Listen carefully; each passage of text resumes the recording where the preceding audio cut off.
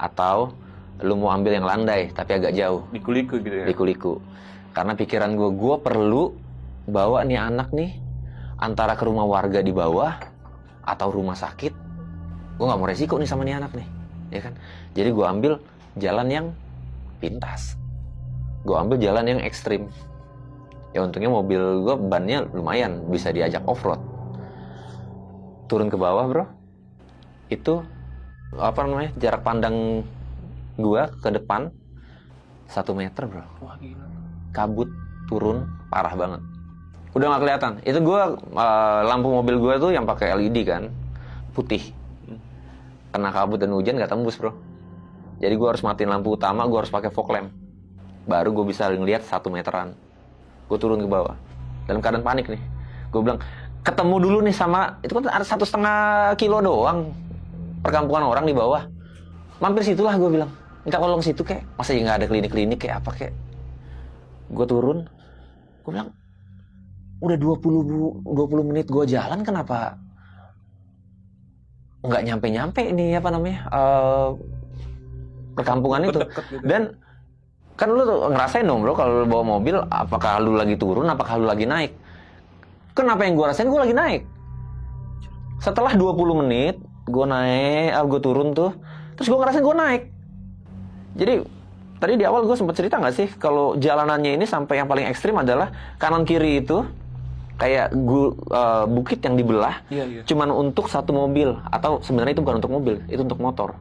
Nah, gue inget banget tempat itu karena pas lewat mobil, buset, lebih tinggi dari mobil gue nih dindingnya.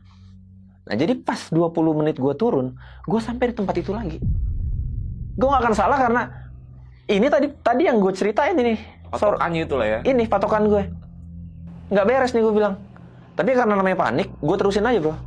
Gue terusin, sekitar 20 menit lagi, gue dapet tikungan yang kalau ke kiri itu menuju ke belakang toilet rumah Belandanya. Iya. Gue pas berhenti di tikungan itu, gue berhenti dulu nih bro nih. Sebelah kiri, ini ke rumah Belanda nih. Itu setelah 20 tambah 20, berarti gue udah 40 menit jalan bro. Iya. Gue bilang, sebelah kiri rumah Belanda. Gue naik bro, gue ke sebelah kiri, rumah Belanda. Gue udah ngeliat, balik lagi gue kesini, kampret. Cuman, kata orang-orang zaman dulu nih bro, lu kalau nyasar misalnya di hutan, kayak gitu, lu kena setan keder misalnya. Gue udah di hutan ini, titik ini gue kenapa di sini lagi? Jalannya mundur. Katanya kayak gitu. Jadi yang ada di logika gue, bukan logika ya, maksudnya inisiatif gue pada saat itu, gue mundur aja nih mobil. Jadi dari rumah Belanda tuh, belokan kiri itu gue mundur, pas sampai di tikungan, gue pantat mobil gue ke kiri, supaya gue bisa Turun lagi. lawan arah yang tikungan tadi itu ya. Jadi gue kan lawan arah tuh logikanya kan. Setelah gue mundur, baru gue lawan arah, baru gue bisa turun.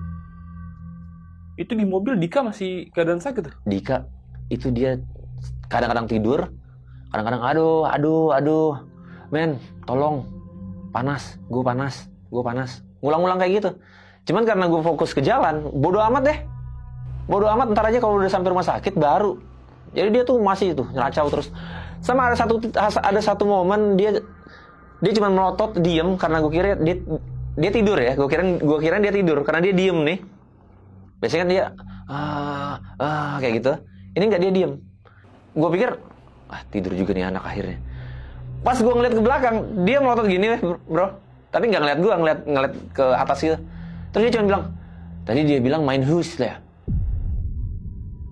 Tadi dia bilang main huis. Kan si entitas itu bilang main huis. Dia cuma gini, tadi dia bilang main huis ya. Gue cuekin. Nah itu gue ada ini bro, di spion gue ada di kaca tengah gue tuh ada DVR. Jadi gue pas turun itu gue GoPro emang gue matiin karena gue pikir ini kan ngerekam nih. Jadi ngerekam bagian dalam, ngerekam luar juga. Aman, berarti gue bisa ambil footage ini. Jadi pada saat Dika ngomong itu gue yakin banget itu kerekam. Karena indikator recordnya tuh masih blipping.